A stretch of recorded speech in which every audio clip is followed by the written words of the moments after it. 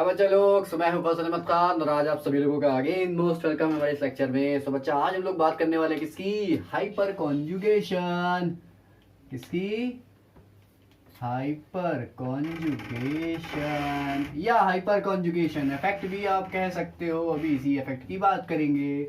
Sir इससे पहले resonance की बात हो गई थी, उसकी एप्लीकेशन की, उसकी मिसलीडिंग केसेस की, साथ साथ में एसीडी की स्ट्रेंथ कैसे लेते हैं, मतलब on the behalf of resonance, basic strength को कैसे निकाला जाता है, ठीक है, रेजोनेंस के अकॉर्डिंग सारी बातें चकाचक हो गई थी। लेकिन आज एक छोटा सा टॉपिक बचा है जिसकी बाद ये सारे के सारे इफेक्ट समाप्त होने वाले हैं, ठीक है। इससे पहले जो हमने रेजोनेटिंग इफेक्ट पढ़ा था, ठीक है, तो उससे पहले इंडक्टिव इफेक्ट पढ़ा था। तो इंडक्टिव इफेक्ट की बात से कुछ शुरू करते हैं। तो बताया था कि जो टर्शरी अल्काइल्स होते हैं, ये क्या है?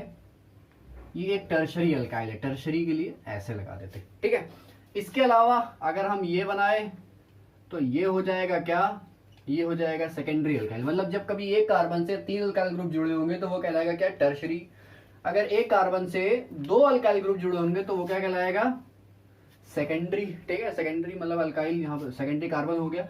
और उसके अलावा सिंपली अगर हम इसको ले लें, CH3 को ले लें, ठीक है, या इसके अलावा कार्बन के साथ 2 हाइड्रोजन लगा के और एक ये CH3 ले लें, ठीक है, या इसके अलावा अब आ जाए CH3 पे, ठीक है। तो इंडक्टिव इफेक्ट में बताया था कि सबसे ज्यादा इंडक्टिव इफेक्ट जो होगा वो टर्शरी में, देन सेकेंडरी में, देन इस वाले प्राइमरी में, देन इसमें होता है, ठीक है। लेकिन हाइपर कॉन्जुगेशन जो होता है वो जस्ट यहाँ का रिवर्स हो जाता। कैसे हो जाता? होता यह है कि कुछ ऐसी सिचुएशंस आती है, यहाँ पर हाइपर कॉन्जुगेशन की बात कर रहे हैं कि कुछ ऐसी सिचुएशंस आती हैं कि इलेक्ट्रॉन का डिस्प्लेसमेंट होता है एक अलग तरह की मैकेनिज्म से। उसी तरह की मैकेनिज्म को बोलेंगे हाइपर कॉन्जुगेशन, और जो इफेक्ट इन्वॉल्व होगा हाइपर कॉन्जुगेशन में वो कहलाएगा क्या? Hyper conjugation effect. समझ में आया? अब देखो, ये हाइपर कॉन्जुगेशन इफेक्ट होता है, ये शुरू कहां से होता है? तो शुरू से इसकी बात करी जाएगी भैया। ये सबके समझ में आया कि देखो ये इंडक्टिव इफेक्ट करता है। और भी देखो ये जो कंडीशन है ये रिवर्स होने वाली है। देखो मैं बना के सिंपली दिखाता हूं, ठीक है। लेकिन बता देता हूं कि पहले हाइपर कॉन्जुगेशन शुरू कहां से होगा, ठीक है। जब कार्बन हाइड्रोजन बॉन्ड जो होते हैं, मतलब किसी अनसैचुरेशन सिस्टम में मौजूद हो, लेकिन उस अनसैचुरेशन सिस्टम में जो कार्बन और हाइड्रोजन बॉन्ड की लोकेशन होनी चाहिए वो अल्फा कार्बन पे होनी चाहिए। तो अल्फा कार्बन पे होने की वजह से जो सिग्मा इलेक्ट्रॉन है, ठीक है, इसका डिस्प्लेसमेंट हो जाता है। डिस्प्लेसमेंट कहां पर होता? डिस्प्लेसमेंट होता है पाई बॉन्ड की तरफ, या बोलते हैं कि अनसैचुरेशन सिस्टम में जो पाई बॉन्ड मौजूद है उसकी तरफ होता है। तो सिंपल सा मैं आपको बना के दिखाता हूं कि ये देखो अनसैचुरेशन था यहां पर,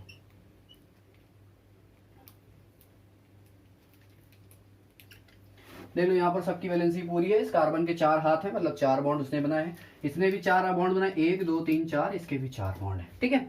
तो बोलते ये हैं कि ये इट इज अनसैचुरेशन सिस्टम। इसको क्या बोलेंगे? इसको बोला जाएगा अनसैचुरेशन सिस्टम। तो अगर हम बोल रहे हैं अनसैचुरेशन सिस्टम, तो सैचुरेट क्या होगा? जहां पर सिंगल बॉन्ड होते हैं वो सिस्टम कहलाता है सैचुरेटेड सिस्टम या सैचुरेशन सिस्टम। और जहां पर डबल बॉन्ड या ट्रिपल बॉन्ड आ जाते हैं, मतलब जहां कहीं पर भी पाई बॉन्ड आएगा और सिस्टम कैसा हो जाएगा? अनसैचुरेशन सिस्टम हो जाएगा। तो इस अनसैचुरेशन सिस्टम को अगर आप पूरा इसको इंक्लूड करो तो इस अनसैचुरेशन सिस्टम के जस्ट बगल का जो कार्बन होगा वो कहलाएगा क्या? Alpha carbon. क्या कहलाएगा? Alpha carbon. अब इस अल्फा कार्बन पे देखो कार्बन हाइड्रोजन बॉन्ड है कि नहीं है? देखो कार्बन हाइड्रोजन बॉन्ड ये भी है, कार्बन हाइड्रोजन बॉन्ड ये भी है, कार्बन हाइड्रोजन बॉन्ड ये भी है, ठीक है। तो जो यहाँ पर सिग्मा इलेक्ट्रॉन है, कार्बन हाइड्रोजन बॉन्ड में जो सिग्मा इलेक्ट्रॉन है, क्या होता है कि यही शिफ्ट कर जाता है। अब शिफ्ट क्यों कर रहा है? इस अनसैचुरेटेड सिस्टम की वजह से। जरा देखोगी इस अनसैचुरेटेड सिस्टम में होता क्या है कि ये बॉन्ड की शिफ्टिंग इधर हो जाती है, या सीधा सीधा बोलो कि जो पाई इलेक्ट्रॉन है वो शिफ्ट कर जाते हैं, और जो ये सिग्मा इलेक्ट्रॉन है ये यहां पर शिफ्ट कर जाएगा। जैसे ही शिफ्ट करेगा हाइड्रोजन क्या हो जाएगा? रिलीज हो जाएगा। तो अगला स्ट्रक्चर बना के दिखाते हैं आपको। अगला स्ट्रक्चर जो होगा वो कुछ इस तरह के होगा कि ये कार्बन, ये हाइड्रोजन, ये हाइड्रोजन, ये हाइड्रोजन जो है ये क्या हो गया है? रिलीज हो गया। अब अगर ये बॉन्ड यहां पर आया होगा तो ये डबल बॉन्ड हो गया होगा, ये बॉन्ड डबल ब्रेक हुआ है तो यहाँ पर CH रहेगा, बॉन्ड ब्रेक हो गया तो लोन पेयर जो है किधर चला गया है? ये इसी कार्बन के ऊपर चला गया। और चार्ज कैसा आ गया इसके ऊपर? नेगेटिव, क्योंकि बॉन्ड की ब्रेकिंग उसी साइड पे हुई है। तो जरा देखो कि एक स्ट्रक्चर आपके सामने ये बना है और एक स्ट्रक्चर ये स्ट्रक्चर फर्स्ट है और ये स्ट्रक्चर सेकेंड है। जो स्ट्रक्चर फर्स्ट है उसमें कोई भी चार्ज आपको नजर नहीं आ रहा, लेकिन स्ट्रक्चर सेकंड में क्या है, आपको यहाँ पर चार्ज देखने को मिल रहा है। ठीक है, हाइड्रोजन क्या हो गया, यहाँ पर से अलग हो गया। तो इसीलिए कहते हैं when a carbon hydrogen bond is present at alpha position, जब कोई carbon hydrogen bond alpha position पे मौजूद हो टू एन अनसैचुरेटेड सिस्टम, किसी अनसैचुरेटेड सिस्टम में, then the sigma electron of carbon hydrogen, अब जो ये सिग्मा इलेक्ट्रॉन है यहाँ पर, क्योंकि सिग्मा बॉन्ड है तो इलेक्ट्रॉन भी कैसे होंगे, सिग्मा इलेक्ट्रॉन होंगे। तो sigma electrons of carbon hydrogen bond enters into conjugation, कहां इंटर कर जाते हैं, कॉन्जुगेशन में इंटर कर जाते हैं, किसके साथ, इसी अनसैचुरेटेड सिस्टम के साथ। तो जिसको भी लिखनी हो डेफिनेशन भैया लिख लो मेरे साथ साथ। तो बच्चा लोग ये रही इसकी डेफिनेशन, ये मैंने आपको बना के दिखाया। तो बोला when a carbon hydrogen bond is present in alpha position to an unsaturated system, the sigma electron of carbon hydrogen bond enters into the conjugation with the unsaturated system, इसी के साथ क्या करेगा, ये इसमें इंटर कर जाएगा। अब जरा देखो होगा क्या आगे, तो आगे की बात करेंगे। फिलहाल जिसको भी स्ट्रक्चर बनाए जल्दी से स्ट्रक्चर बनाओ, क्योंकि यहाँ पर अभी हाइपर कॉन्जुगेशन चलने वाला है, और हाइपर कॉन्जुगेशन जो होगा इसके भी मैं और भी कहीं यहाँ पर आपको बना के दिखा दूंगा स्ट्रक्चर। ठीक है, लेकिन एक बात को ध्यान रखना अभी, ठीक है, जो ये स्ट्रक्चर बना है इस हाइड्रोजन को कहीं फेंक मत देना, इस हाइड्रोजन को वहीं पे रखना। ठीक है, अभी उसी से सारा काम होना है यहाँ पर। तो हमने सिर्फ के डेफिनेशन की बात करी और साथ साथ में स्ट्रक्चर बना के दिखाया आप लोगों को कि भैया देखो यहाँ पर कैसे हाइपर कॉन्जुगेशन काम कर रहा है। ठीक है, तो हाइपर कॉन्जुगेशन के दौरान सिंपली यही हुआ कि ये सिग्मा इलेक्ट्रॉन जो था ये कॉन्जुगेशन सिस्टम में इंटर कर जाता है, और कॉन्जुगेशन सिस्टम जो है वो किसका है, वो इसी अनसैचुरेटेड सिस्टम का था। ठीक है, तो अनसैचुरेटेड सिस्टम के कॉन्जुगेशन सिस्टम में इंटर करने के बाद जो ये सिग्मा इलेक्ट्रॉन है, ठीक है, जब ये सिग्मा इलेक्ट्रॉन सिंपली अगर हम बोले कि अगर जब ये सिंपली सिग्मा इलेक्ट्रॉन इंटर करता है, ठीक है, तो रिलीज क्या होगा, इलेक्ट्रॉन का रिलीज होगा, और इलेक्ट्रॉन के रिलीज होने के साथ साथ जो डबल बॉन्ड है इसका पोलराइजेशन भी उसी टाइम हो जाता। ठीक है, अब पोलराइजेशन होने के बाद जो आयनिक फॉर्म बनी थी, अभी देखो यहां पर जो आयनिक फॉर्म बनी थी, नेगेटिव चार्ज आ गया था, ठीक है, ये तो रिलीज हो गया, ऊपर वाला हाइड्रोजन क्या हो गया है, रिलीज हो गया, इसके साथ कोई बॉन्ड नहीं है। ठीक है, लेकिन यहां पर क्या हो गया था, इसका पोलराइजेशन होने के साथ साथ ये नेगेटिव चार्ज इसके ऊपर जनरेट हो गया था। तो कैसे कहोगे कि अब ये स्टेबल है कि नहीं है, ये भी स्टेबल हो जाएगा। कैसे जरा स्टेबल हो जाएगा, जरा देखो, रेजोनेंस के लिए कंडीशन बनाई थी मैंने कि भैया डबल बॉन्ड अल्टरनेट पैनल पे चार्ज हो या लोन पेयर हो, तो आ गया कि नहीं आ गया। तो ये कंडीशन ये जो आयन है ये क्या करेगा, ये अपने कई सारे रेजोनेटिव स्ट्रक्चर बना के अपने आप को स्टेबलाइज कर लेता। लेकिन अगर आप देखना चाहोगे इसके बाद का स्ट्रक्चर, तो देखो यहाँ पर 3 हाइड्रोजन, इनमें से एक टाइम में कोई भी एक हाइड्रोजन यहाँ पर ये रिलीज कर सकता है। तो अभी तो उसने वो रिलीज करा था, अब हो सकता है कि वो ये वाले को रिलीज कर दे, इस साइड वाले को रिलीज कर दे। बाकी जैसा भी सिस्टम था वो वैसा ही बना रहेगा, उसमें कोई छेड़छाड़ नहीं होगी। और अगर रेजोनेंस की बात करेंगे तो आवारागर्दी जो है वो पाई इलेक्ट्रॉन की चलती रहेगी। अब के लिए उसने उसको रिलीज करा, तब के लिए क्या करो, नीचे वाले को दिखा दो। तो ये भैया इसके कई सारे स्ट्रक्चर्स हैं जो कि हाइपर कॉन्जुगेशन को यहाँ पर रिप्रेजेंट कर रहे हैं। ठीक भैया, अब जरा देखो एक बात यहाँ पर गौर करने वाली है, ये गौर करने वाली बात ये है कि हाइड्रोजन जो कि यहाँ पर कार्बन के साथ कोई भी बॉन्ड नहीं है, ये चाहे तो यहाँ पर जाकर अटैच हो सकता है, ये नेगेटिव चार्ज को अट्रैक्ट करके अपनी तरफ बुला के अपना चार्ज रिलीज करवा दे या अपने चार्ज को कम करा के इसको CH3 बना ले। लेकिन ऐसा नहीं होता, ऐसा भैया नहीं होता, क्योंकि हाइड्रोजन जो है वो अभी भी कहीं ना कहीं कार्बन से इंटरैक्ट होता है। और हाइपर कॉन्जुगेशन को ही हम लोग क्या कहते हैं, no bond resonance.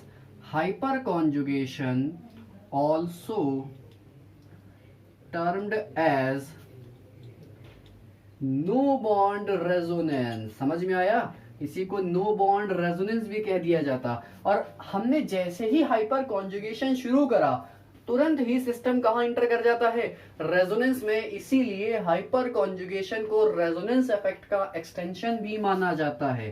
Hyperconjugation is refer to as extension of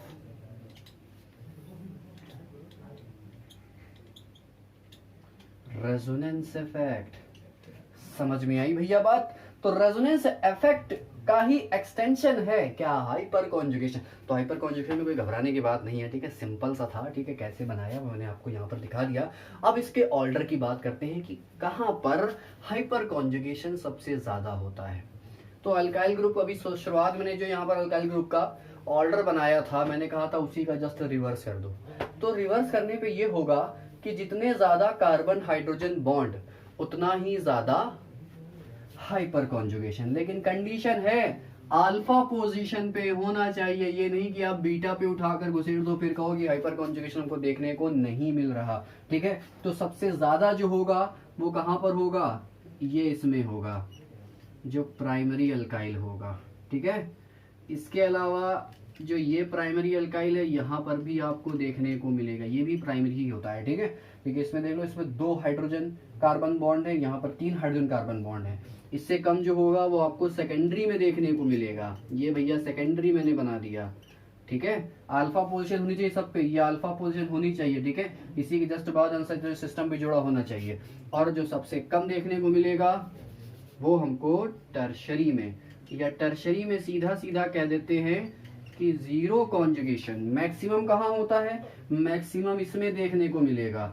और इसके लिए क्या कह देते हैं, इसके लिए कह देते हैं जीरो, ना के बराबर। क्योंकि भैया यहाँ पर देख रहे हो क्या कि जो टर्शरी ब्यूटाइल है इसमें आप कहीं पर देख रहे हो क्या कि यहाँ पर कार्बन हाइड्रोजन बॉन्ड है क्या, अल्फा पोजीशन है, ये यहाँ पर अल्फा पोजीशन है।